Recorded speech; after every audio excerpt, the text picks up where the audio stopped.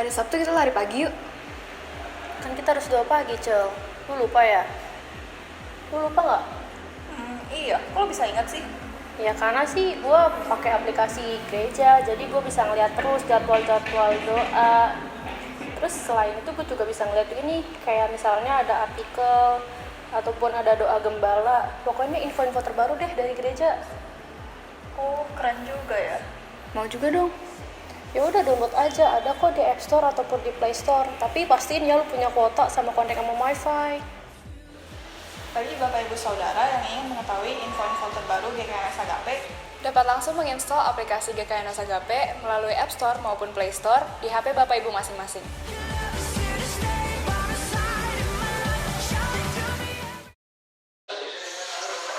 Kak, udah download aplikasi belum?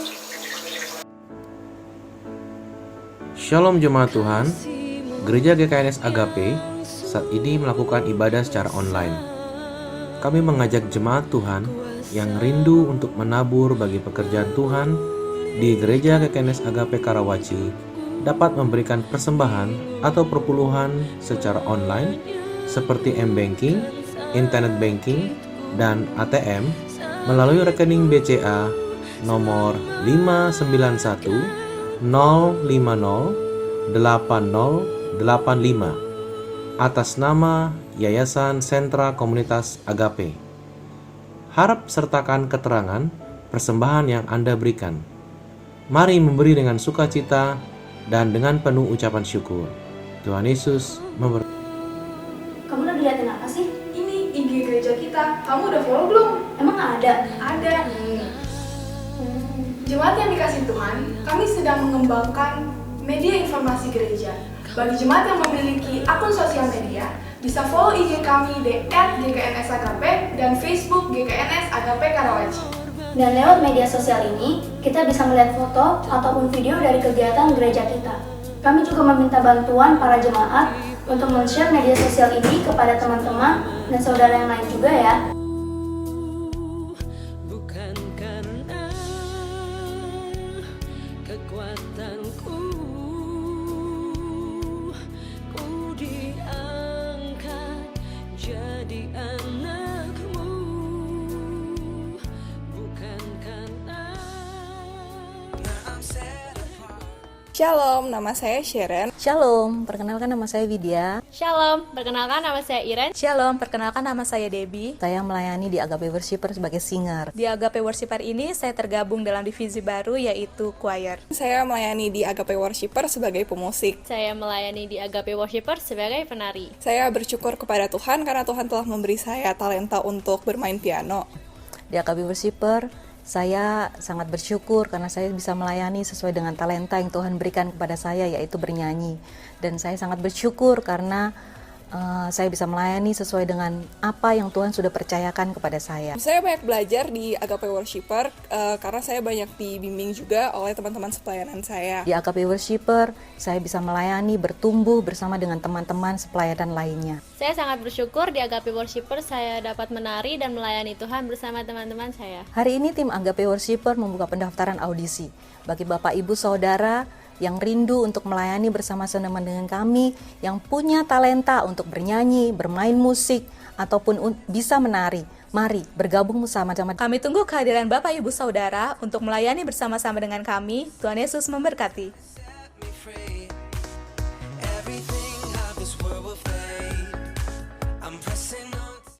We are not a performers, but we are a worshippers. terima kasih buat salibmu Tuhan.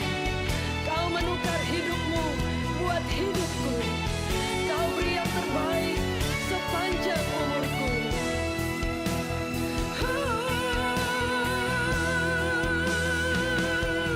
Kasih-Mu yang sungguh besar,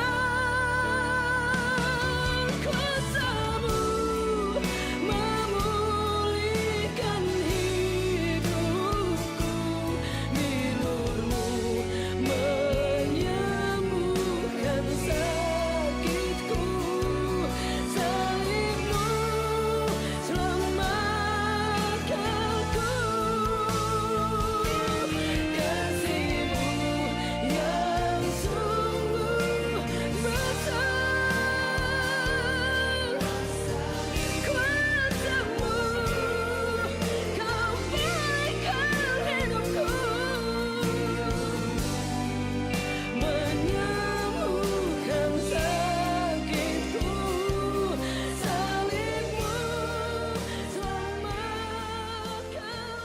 Puji Tuhan, Shalom Bapak Ibu Saudara. Selamat pagi, puji nama Tuhan. Saya mau menyapa Bapak Ibu dimanapun berada.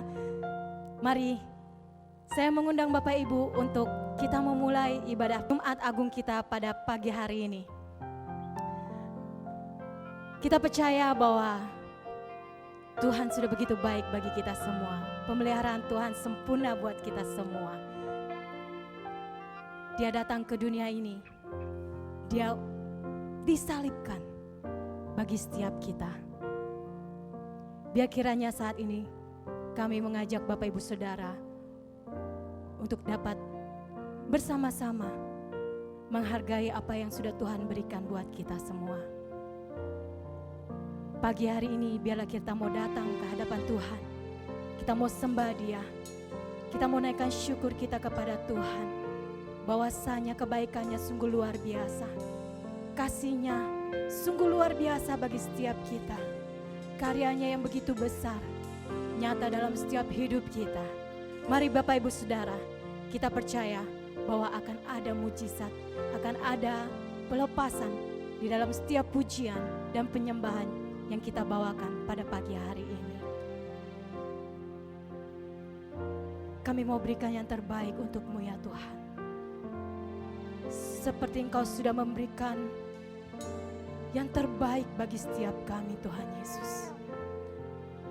Bahkan tidak ada hal yang dapat menandingi kebaikan-Mu Tuhan. Biarlah saat ini Tuhan Yesus, kami mau bawa kemuliaan-Mu ya Tuhan. Kami mau bawa keagungan-Mu ya Tuhan. Di tengah-tengah kami saat ini Tuhan Yesus. Biarlah kiranya Tuhan, Kau hadir ya Tuhan. Hadirat-Mu nyata ya Tuhan bagi setiap kami Tuhan Yesus. Terima kasih ya Tuhan. Kami mau berikan yang terbaik untuk-Mu ya Bapa. Haleluya. Terima kasih Tuhan.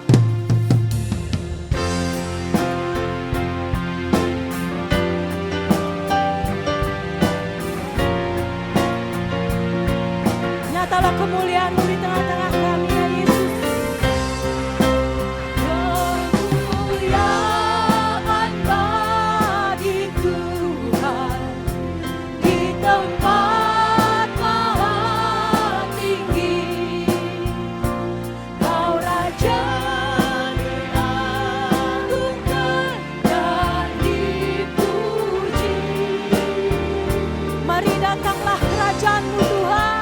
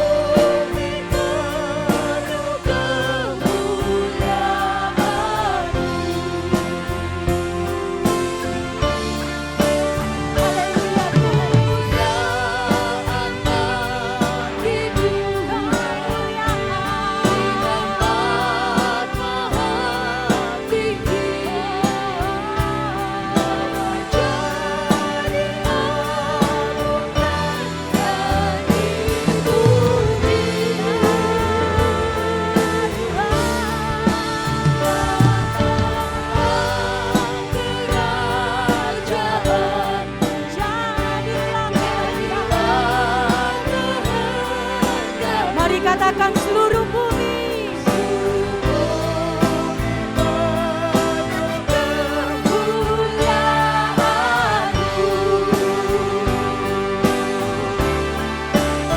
Haleluya Tuhan. Pujilah nama-Mu Yesus.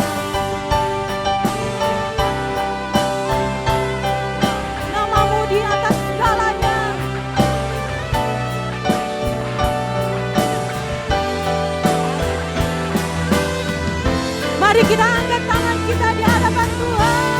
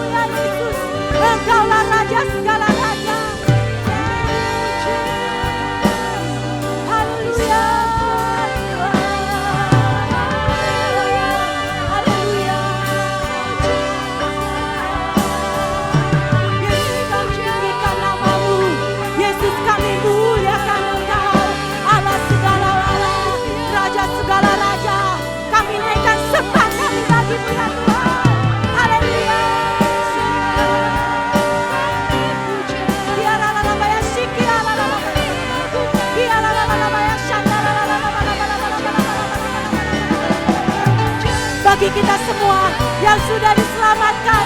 Naikkan penyembahan buat Tuhan. Bagi kita semua yang sudah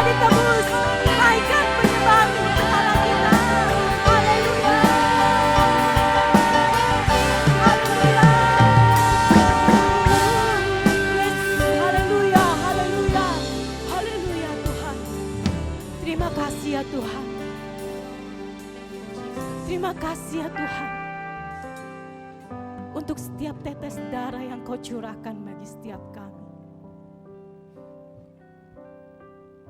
Terima kasih ya Tuhan,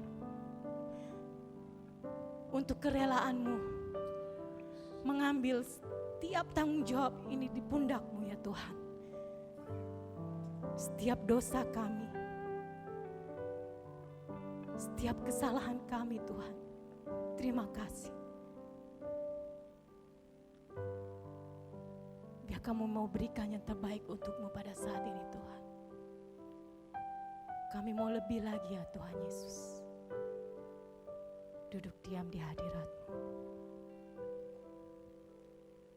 Terima kasih Yesus.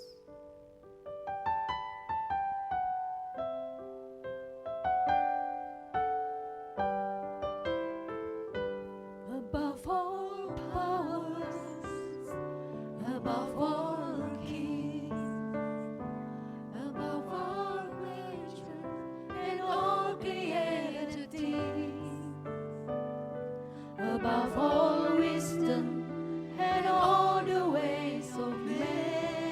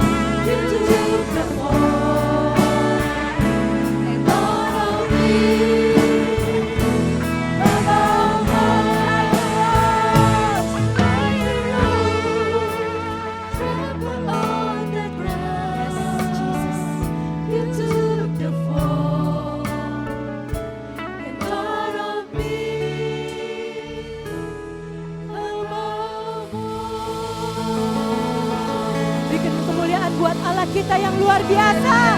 Haleluya. Haleluya Yesus. I will bless your name, Jesus. We bless your name. Haleluya, haleluya. Haleluya Tuhan. Haleluya.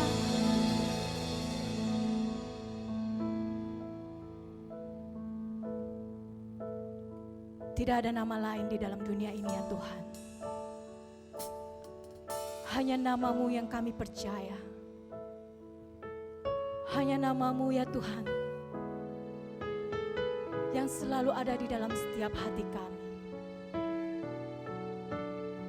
Hanya nama-Mu ya Tuhan, yang selalu hidup dalam hati kami ya Tuhan. Terima kasih ya Yesus, terima kasih. Dalam Kristus ku percaya ada kemuliaan di balik salibnya.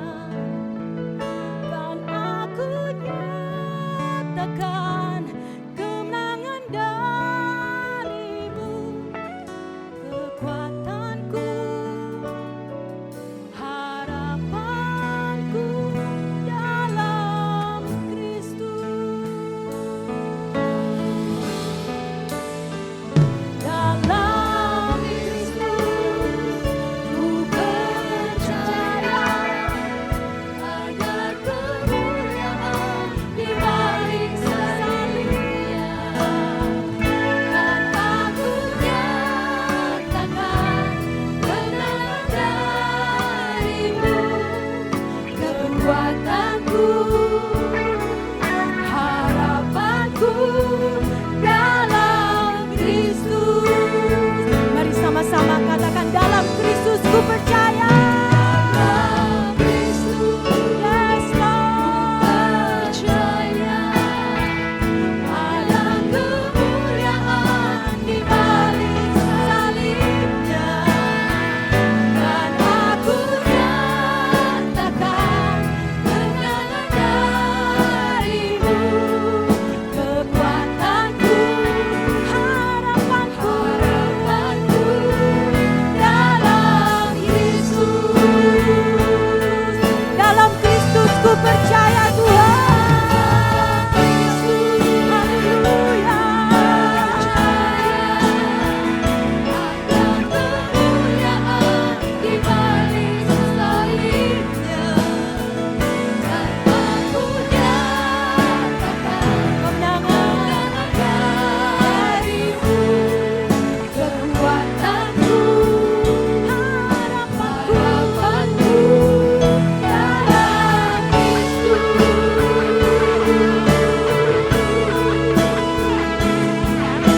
Hanya kepada-Mu ya Tuhan Yesus, Engkau-lah yang kami percaya ya Tuhan. Sungguh kami mau serahkan siap hidup kami ke dalam tangan-Mu Tuhan. Terima kasih Yesus, terima kasih ya Tuhan.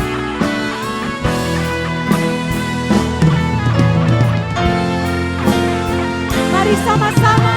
Yesus, ku percaya ada kemuliaan di balik salibnya.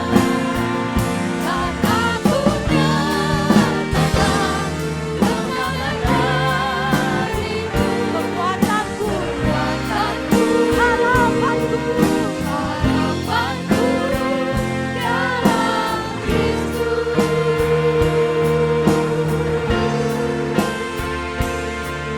Kekuatanku,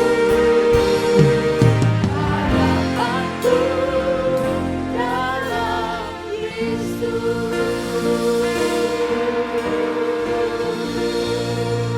Haleluya Tuhan, haleluya. Terpujilah nama-Mu di atas segalanya.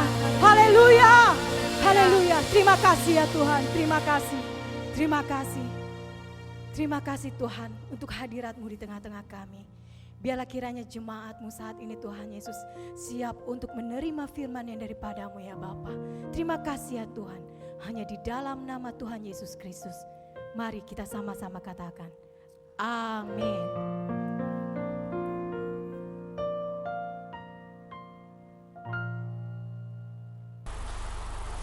Salam sejahtera. Sebelum kita mulai renungan pada pagi hari ini, di mana kita memperingati Jumat Agung, mari kita sama-sama, dan saya undang kalau yang di rumah bisa bangkit berdiri, dan kita akan membaca pengakuan iman rasuli kita. Bapak Ibu Saudara, ikuti ya, atau kita bersama-sama membacanya. Ya, pengakuan iman rasuli. Aku percaya kepada Allah, Bapa yang Maha Kuasa, Khalik langit dan bumi, dan kepada Yesus Kristus, anaknya yang tunggal, Tuhan kita, yang dikandung daripada Roh Kudus, lahir dari anak darah Maria, yang menderita di bawah pemerintahan Pontius Pilatus, disalibkan, mati, dan dikuburkan, turun ke dalam kerajaan maut, dan pada hari yang ketiga, bangkit pula dari antara orang mati, naik ke surga, duduk di sebelah kanan Allah, Bapa yang Maha Kuasa, dan akan datang dari sana untuk menghakimi orang yang hidup dan yang mati. Aku percaya kepada Roh Kudus, gereja yang kudus dan am, persekutuan orang kudus, pengampunan dosa, kebangkitan daging, dan hidup yang kekal. Amin.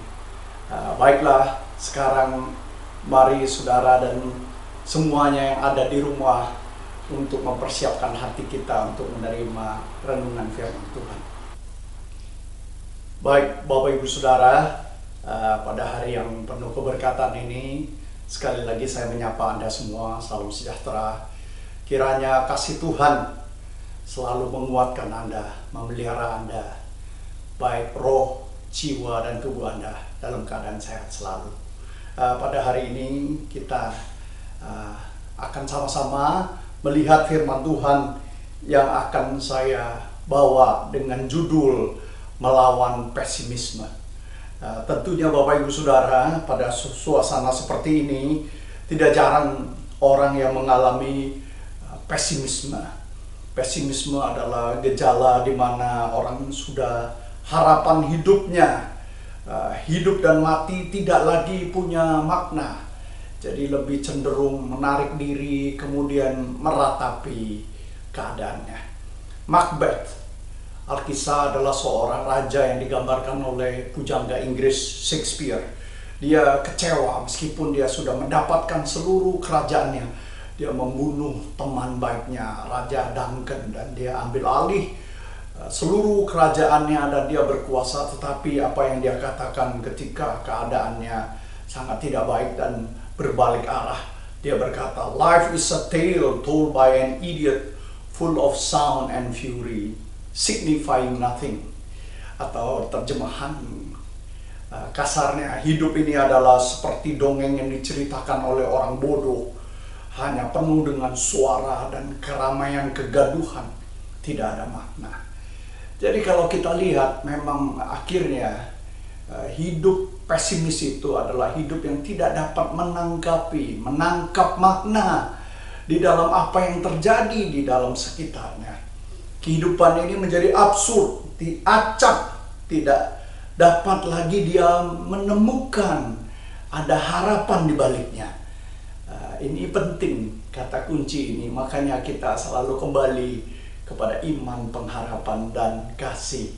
Disitulah dalam keadaan tidak ada harapan, itulah namanya putus asa. Maksudnya absurd adalah memandang hidup ini seolah-olah berjalan tidak ada pengaturnya, acak hampir tiap hari. Sekarang seperti sudah semakin jarang. Sekarang maksud saya sekarang ini sudah lebih jarang. Beberapa waktu yang lalu banyak sekali saya terima posting orang yang meninggal dunia. Jadi tiap hari dikirim, saya juga nggak tahu kenapa orang memposting. Padahal orang meninggal dari dulu sudah banyak ya. Tapi mungkin karena COVID ini, drama meninggal itu menjadi berubah. Saya tiap 2-3 hari dapat ini, dapat terus. Ada yang meninggal karena COVID, ada yang meninggal karena penyakit lain, ada yang meninggal karena wajar, meninggal yang urusan yang lain. Tetapi karena drama ini dikaitkan bersama dengan COVID, maka ini menjadi sesuatu yang sangat dramatis begitu.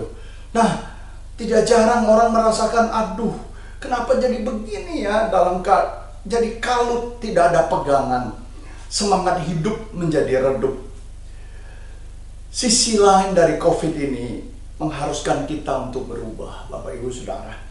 Setelah hilang, biasanya baru kita kangen ya, baru kita rindu, baru kita sadari nilainya. Seseorang kalau sudah pergi, baru kita sadar bahwa ternyata dia penting, dia berarti. Kalau tiap hari kita ketemu, tiap hari kita berjumpa, kita anggap dia ya biasa aja, besok masih ada. Tapi ketika sebuah kebiasaan tercerabut dari kita, baru kita merasakan, aduh, kita kangen. Ketika tiap minggu pagi kita diingatkan untuk mari kebaktian, mari kebaktian. Tiap minggu diingatkan lewat mimbar.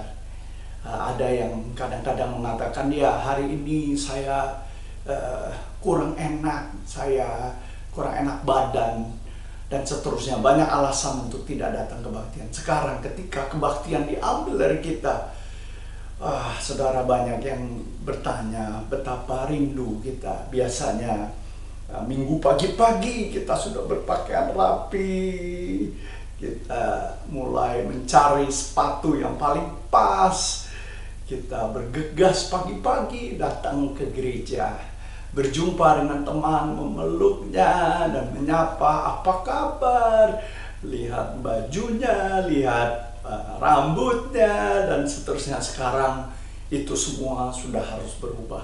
Baru kita sadar betapa sebenarnya berharga ya momen-momen di mana seperti itu. Kita doakan agar momen seperti itu dapat kembali lagi. Perubahan harus kita sikapi dengan positif. Jangan marah terhadap perubahan. Karena kalau tidak ada perubahan, maka tidak ada pertumbuhan, tidak ada kesembuhan. Memang perubahan mengandung resiko, tapi kalau tidak ada yang berubah, maka tidak ada pertumbuhan. Sekarang perubahan ini sementara agak merisaukan, tetapi kita tidak boleh pesimis. Kita tidak boleh putus asa, patah semangat, apalagi bertengkar. Kalau tidak bisa menolong, lebih baik jangan jadi sumber masalah. Memberikan nasihat salah, memforward cara mengatasi COVID-19. Saya sampai bingung. Tiap hari ada 10 atau lebih nasihat-nasihat, wejangan cara terbaik. Mungkin itu muncul dari rasa sayang, tapi tanpa mempelajari. Ada yang berkata harus makan ini, harus jemur ini, harus dan seterusnya. Saya sampai bingung bacanya. Tiap hari ada, tetapi kalau semuanya ada solusi seperti itu, kenapa COVID belum pergi juga? Jadi maksud saya begini, ketika Anda memforward sesuatu, pelajari lebih dahulu, jangan tergesa-gesa. Karena apa yang kita sebarkan itu lebih cepat daripada virus. Virus malah ketika berpisah, social distancing, menjaga jarak, virus tidak pindah. Tapi kalau kita memforward sesuatu hoax, suatu kabar burung, maka itu lebih cepat dari virus, malah menjadi masalah. Kalau kita tidak bisa menjadi sumber solusi, lebih baik kita menahan diri supaya tidak menjadi sumber masalah.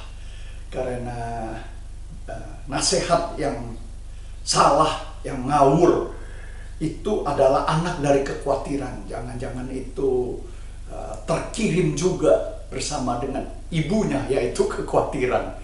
Sehingga yang menerima bukan hanya nasihat yang tidak masuk akal, tetapi terkandung di dalamnya kekhawatiran. Sekali lagi, kalau tidak bisa menjadi sumber solusi, tahan diri supaya tidak menjadi sumber masalah. Ada orang yang tidak tahu cara menyelesaikan sebuah masalah, malah jadi sumber masalah. Sangat disayangkan. Orang terkenal lagi, pemimpin lagi. Kalau belum ada solusi, sabar. Paling tidak ya jangan jadi sumber masalah, jangan bertengkarlah. Jemaat GKNS Agape, perkuat roh kita dengan iman yang teguh kepada Yesus Kristus Tuhan kita. Kuatkan jiwa kita dengan pengharapan. Lakukan tindakan kita melalui kelakuan yang baik, melalui tubuh ini dengan kasih. Saya salut dengan Agape Peduli yang menyerahkan atau mengambil sebagian dari apa yang dia miliki untuk dibagikan. Nah, kasih ini adalah perwujudan dari seluruh keberadaan kita. Iman, pengharapan, dan kasih. Bisa mengasihi diri sendiri, merawat diri dengan baik, mengasihi orang lain dengan perbuatan nyata. Jemaat keluar dari lingkaran kekhawatiran atau ketakutan.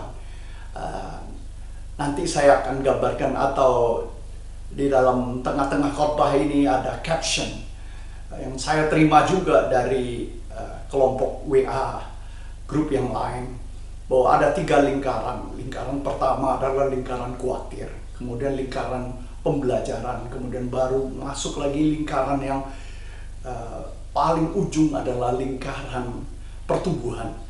Harapan saya peristiwa yang sekarang kita hadapi ini membuat kita keluar dari lingkaran ketakutan, kekhawatiran. Kita belajar, kita berubah, dan kemudian kita sampai kepada pertumbuhan. Ketika ini sudah lewat, saudara dan saya menjadi orang yang lebih baik lagi.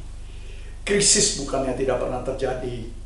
Kitab Yoel di dalam Perjanjian Lama mengutarakan sebuah episode dalam kerajaan atau sejarah bangsa Yehuda, kerajaan selatan, kira-kira 2800 tahun yang lalu. Saya ingin kembali mengangkat ini karena orang yang tidak belajar dari sejarah, dia tidak dapat menangkap kebenaran dan tidak tahu bagaimana menyikapinya. Nabi Yoel, dari namanya kita tahu bahwa dia itu adalah menggabungkan 2 nama Tuhan, 2 nama Allah yang disembah oleh bangsa Israel, yaitu Yahweh dan Elohim. Maka dia digabung menjadi Yoel. Demikian di dalam Yoel 1 ayat 3-4. Ceritakanlah kepada anak-anakmu, biarlah anak-anakmu menceritakannya lagi kepada anak-anak mereka. Anak-anak mereka kepada angkatan yang kemudian. Apa yang ditinggalkan belalang pengirip telah dimakan belalang pindahan. Apa yang ditinggalkan belalang pindahan telah dimakan oleh belalang pelompat. Apa yang ditinggalkan belalang pelompat telah dimakan oleh belalang pelahap. Nabi Yoel minta kepada bangsa Yehuda untuk tidak lupa peristiwa ini. Karena ketika binatang kecil itu berupa seperti belalang, mewabah sampai menutupi langit, tentu ini adalah kiasan ya. Kiasan karena dia menceritakan mengenai tentara yang akan menyerang. Tapi digambarkannya begitu dramatis. Seperti wabah, langit menjadi gelap, belalang semua datang. Jadi belalang ini datang, tidak hanya belalang ini memakan, tetapi dia membawa akibat, yaitu saudara kembarnya, yaitu krisis ekonomi. Daya rusaknya hebat ini. Jadi dia membawa 2. Pertama wabah, dan kedua adalah masalah ekonomi. Di depan wabah ini disebutkan, sebelum wabah ini datang, keadaan di Yerusalem seperti Taman Eden. Tapi bagus semuanya, Taman Eden. Banyak air, semua lancar, semua baik. Tapi ketika dilewati oleh wabah, mereka menjadi seperti tanah gersang. Saudara, ini relates ya. Dulu semua keadaan kita baik, tapi ketika wabah ini datang, sepi, keadaan sepertinya gersang. Dalam ayat ke-10 dan ke-12 dari Yoel, pasal yang pertama, ladang musnah, tanah berkabung, gandum musnah, buah anggur kering, minyak menipis, petani menjadi malu, tukang-tukang kebun anggur meratap karena gandum, karena jelai, sebab sudah musnah panen ladang. Pohon anggur sudah kering, pohon ara sudah merana, pohon delima, pohon korma, pohon apel, segala pohon di padang sudah mengering. Sungguh kegirangan menjadi layu dari antara anak-anak manusia. Bapak Ibu Saudara, kalau kita lihat ini berbagai jenis industri. Mulai dari pohon korma, pohon anggur, pohon apel, pohon delima, pohon ara. Semua habis. Ini cerita mirip ya dengan keadaan sekarang ini. Setiap industri ini kena dilanda. Tidak ada satupun yang dapat bertahan. Semuanya mengalami tekanan.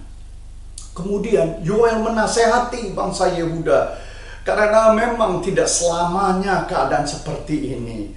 Berpengharapanlah, karena ada waktu pemulihan dan segera terjadi. Hanya saja ketika engkau menanti sebelum datangnya masa pemulihan ini, apa respons kita?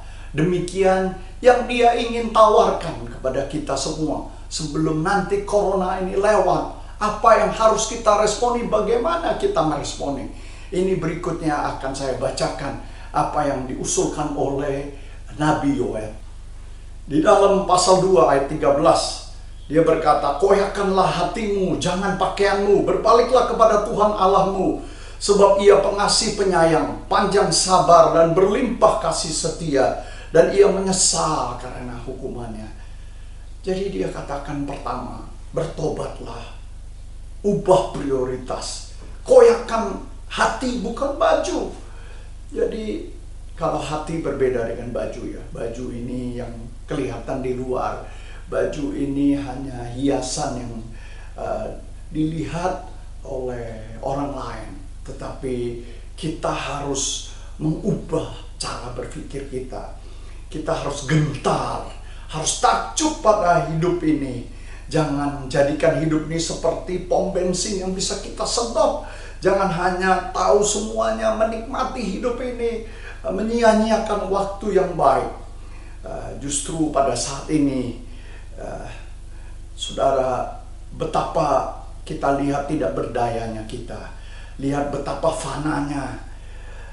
Bangsa Yehuda tadinya berharap mungkin nanti semua pohon anggurnya akan menjadi semacam buat dia pensiun. Jadi ada tanah luas, nanti kalau dia duduk sudah tua mengambil hasilnya. Tapi lihat ketika wabah itu datang, habis semua. Jadi berbaliklah kepada Tuhan. Yang pertama, berubah secara mental kita, karakter kita. Bertobatlah, kita insaflah, kita mulai memahami makna hidup ini. Kita mulai menghargai hal-hal yang bukan hanya lahiriah, bukan hanya dapat dilihat orang, tetapi hiasilah hidupmu dengan kasih sayang, hiasilah hidupmu dengan kebajikan. Kemudian nasihat yang kedua dia katakan, berbaliklah kepada Tuhan. Saudara, ini adalah salah satu strategi juga untuk mengatasi, kalau analisa orang psikolog berkata ini salah satu strategi menghadapi masa krisis ini, yaitu kita pergi ke ranah spiritualitas. Nah, dikatakan berbaliklah kepada Tuhan. Ini bukankah iman, pengharapan, kasih? Berbaliklah kepada Tuhan. Ada 3 hal yang dilakukan Tuhan sebenarnya, yang monopoli, hanya eksklusif. Manusia tidak dapat mengambil alih posisi itu. Pertama, Allah itu pencipta. Dia yang menciptakan dunia ini, dan tidak ada dari yang tidak ada menjadi ada. Allah bukan ciptaan, tapi dia ini berbeda levelnya. Dialah pengatur. Nah, orang yang absurd, orang yang pikir dunia ini jalan karena atom.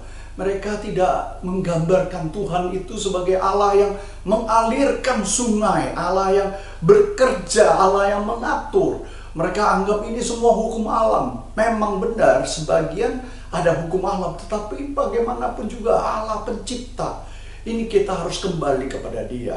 Yang kedua, karena Dia maha besar, maha dahsyat, maka Dia yang dapat mewahyukan kepada kita siapa Dia.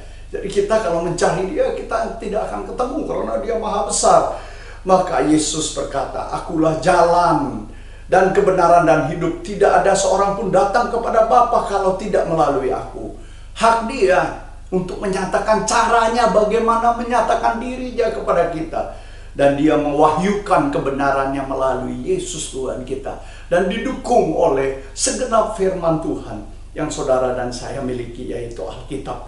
Dan kemudian saudara, ini pewahyuan ini adalah proses inisiatif dari Tuhan yang menyatakan diri, memperkenalkan diri. Kalau dia tidak memperkenalkan diri, siapa kita yang dapat mengenal dia? Bahkan kepada orang lain saja kita tidak tahu siapa dia kalau dia tidak memperkenalkan dirinya. Dan inilah Tuhan menyatakan kebaikan itu cara dia. Kedua, itu hak dia. Tidak ada orang lain yang bisa mewahyukan Tuhan seperti dia mewahyukan dirinya kepada kita. Jadi ini tidak boleh monopoli kebenaran oleh sebuah aliran yang merasa bahwa gereja ini paling tahu. Nah, ini tidak demikian, karena di dalam Alkitab dia mewahyukan dan orang lain bisa membacanya juga dan menemukan kebenaran itu. Dan yang ketiga, Allah itu penyelamat, juru selamat. Hanya datang dari dia keselamatan. Hanya dari dia datang keselamatan. Hanya dia yang mampu menyelamatkan. Di dalam Yoel 2 ayat yang ke-32, barang siapa yang berseru kepada nama Tuhan akan diselamatkan. Sebab di Gunung Sion dan di Yerusalem akan ada keselamatan seperti yang telah difirmankan Tuhan. Dan setiap orang yang dipanggil Tuhan akan termasuk orang-orang yang terlepas. Kepada dia Anda berseru, hanya Tuhan yang bisa menyelamatkan. Nah, inilah perbuatan Tuhan Yesus seperti yang dilakukannya 2000 tahun yang lalu di Bukit Golgota. Tidak ada yang dapat menyelamatkan kita dari dosa kita. Dosa kita sebenarnya jauh lebih berbahaya daripada COVID ini. Dosa kita tersembunyi. Oleh karena kuasa darahnya, kita ditebus, dimasukkan semacam antigen supaya kita dapat tumbuh imunitas melawan dosa. Dia harus bayar harganya. Hanya dia yang mampu menyelamatkan kita. Dan inilah, untuk itulah saudara, kita adakan perjamuan kudus ini, memperingati Jumat Agung ini. Betapa dia mampu menyelamatkan kita dari dosa kita, mampu menyelamatkan kita dari nestapanya kehidupan kita karena perbuatan kita, kejahatan yang ada dalam hati kita. Hari ini kita memperingati kematiannya di atas kayu salib. Baliklah kepada dia, kembalilah. Para hamba Tuhan memberitakan dia, agungkanlah namanya. Bapak Ibu Saudara, selain itu Yoel memberi nasihat kepada para pendeta, para pengerja. Demikian nasihatnya di dalam Yoel 2 ayat 17. Baiklah para imam, pelayan-pelayan Tuhan, menangislah di antara balai depan dan mezbah, dan berkata, sayangilah ya Tuhan umat-Mu. Jangan biarkan milikmu sendiri menjadi celah, sehingga bangsa-bangsa menyindir kepada mereka. Mengapa orang berkata di antara bangsa, di mana Allah mereka? Nasihat ini dia berkata para pendeta, saya juga, dan para pengerja yang di GKNS juga. Kita ini disuruh bersyafaat. Kita harus berdoa supaya orang lain tidak menyindir kita. Tidak menyindir orang percaya kok seperti itu. Mari para pengurus bersungkur. Kita berdoa, menangis di mezbah Tuhan. Untuk jemaat, mintalah ampun supaya jemaat GKNS diselamatkan.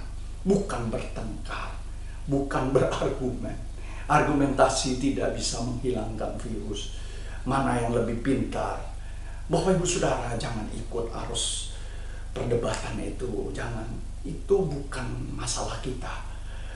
Masalah kita adalah bagaimana engkau membangkitkan semangat di tengah-tengah kesulitan ini. Jangan terlibat di dalam dua arus yang sedang ramai dibicarakan ini. Jangan terlibat. Kalau saudara tidak bisa menjadi solusi, ingat, jangan ikut tambah masalah, memberi komentar, dan kemudian apalagi menjadi wasit, apalagi menjadi komentator seperti pertandingan sepak bola yang memberi komen bahwa harusnya dia lari begini. Komentator sudah terlalu banyak. Ketika nonton sepak bola ada komentator yang sangat bersemangat sampai berteriak besar seolah-olah dialah yang menang, padahal bukan demikian. Dan saya tidak mengecilkan bahwa yang mereka sedang berargumentasi itu seperti main bola, bukan. Entah kenapa mereka terlibat di situ, ya sudahlah, itu bukan urusan saya.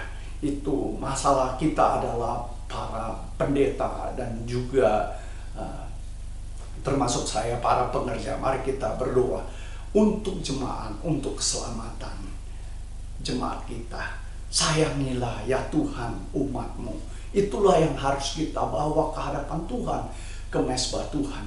Bukan kita malah mengkompori, malah kita membuat jemaat resah.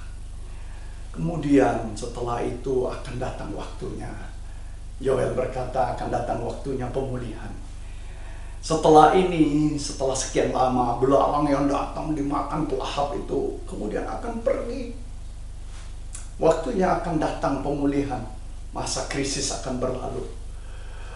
Momen ini kita jadikan keselamatan datang dari Tuhan. Kembali kepada Dia, ubah hidup kita, percaya kepada Dia.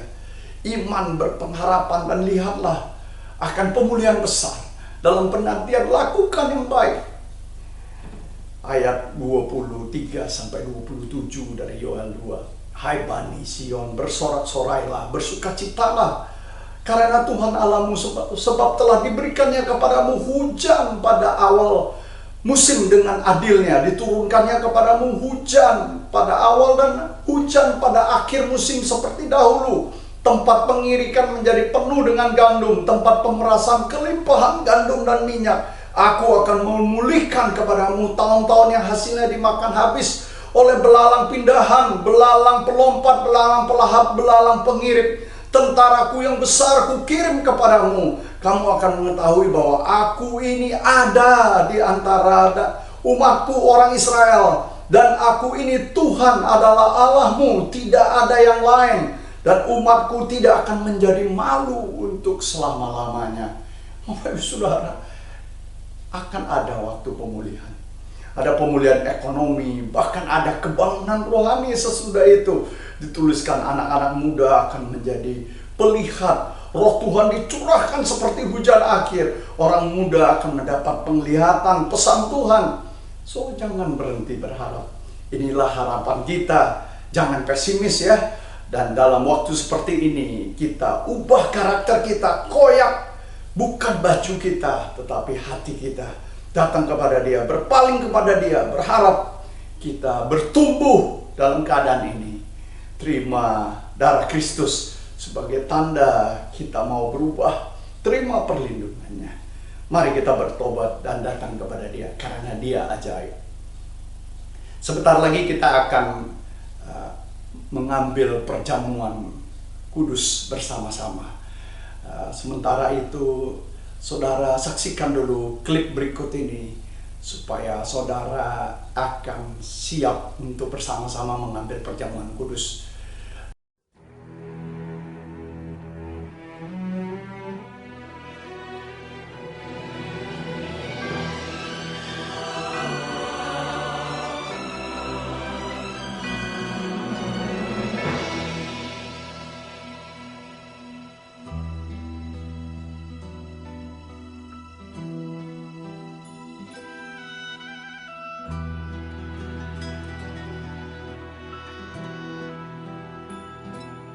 Down the Via Dolorosa in Jerusalem that day, the soldiers tried to clear the narrow street, but the crowd pressed in to see the man condemned to die on Calvary.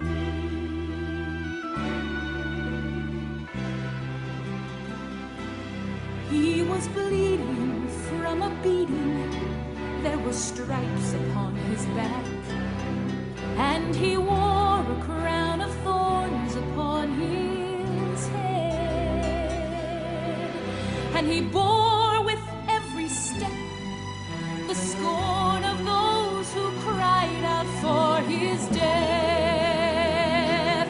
Down the Via Dolorosa, called the way of suffering,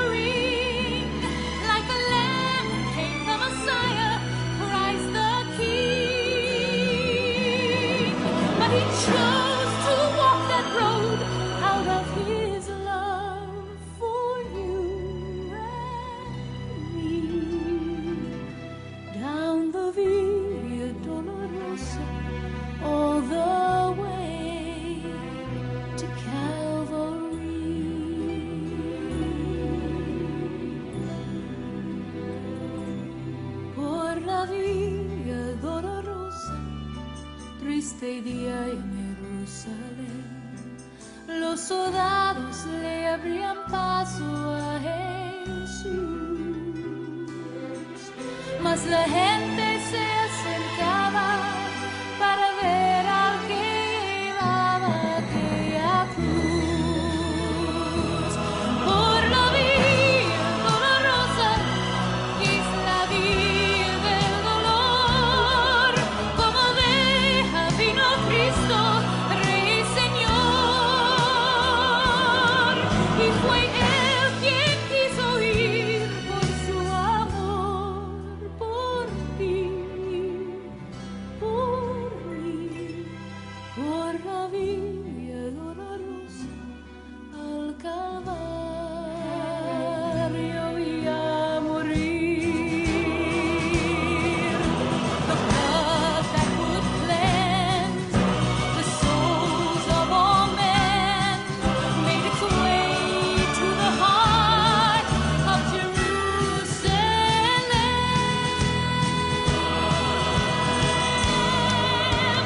Down the via dolorosa, on the way of suffering, like a lamb came the Messiah, Christ the King.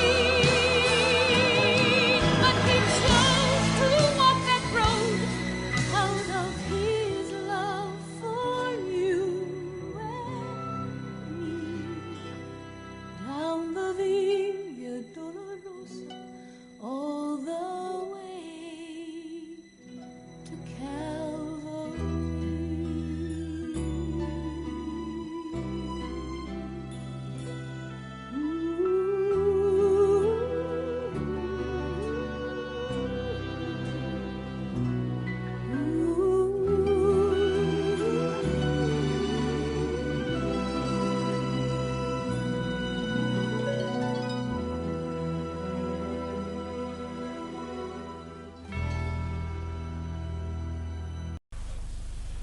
Mari saudara yang sudah menyiapkan seperti saya menyiapkan roti tawar yang sederhana dan juga segelas minuman supaya kita bisa ambil bagian di dalam perjamuan kudus ini.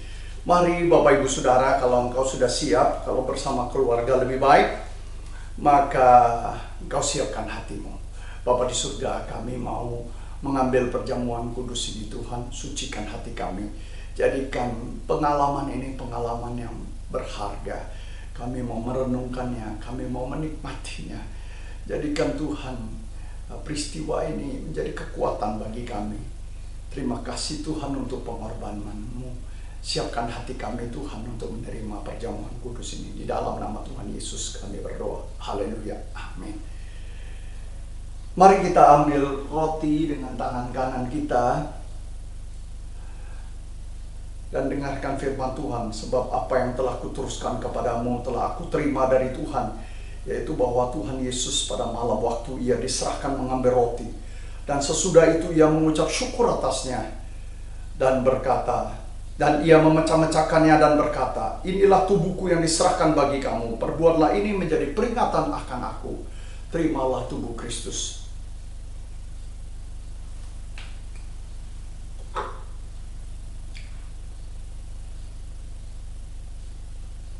Demikian juga ia mengambil cawan sesudah makan, lalu berkata, cawan ini adalah perjanjian baru yang dimeteraikan oleh darahku.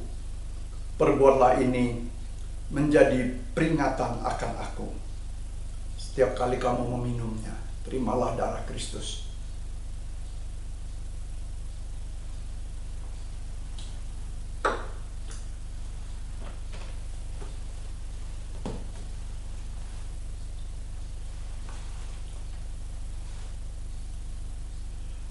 Bapak Ibu Saudara, demikianlah kebaktian kita. Mari angkat tangan saudara untuk menerima berkat.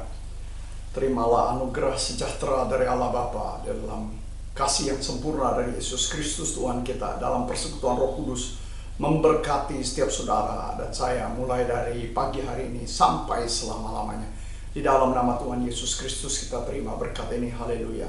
Yang percaya berkata, amin. Bapak Ibu Saudara, tetaplah berpengharapan.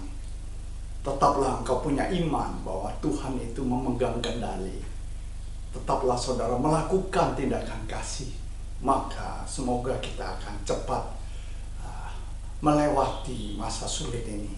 Badai pasti berlalu. Dia ajaib, hanya ada satu kata, kita bangkit. Dari hatiku mengalir pujian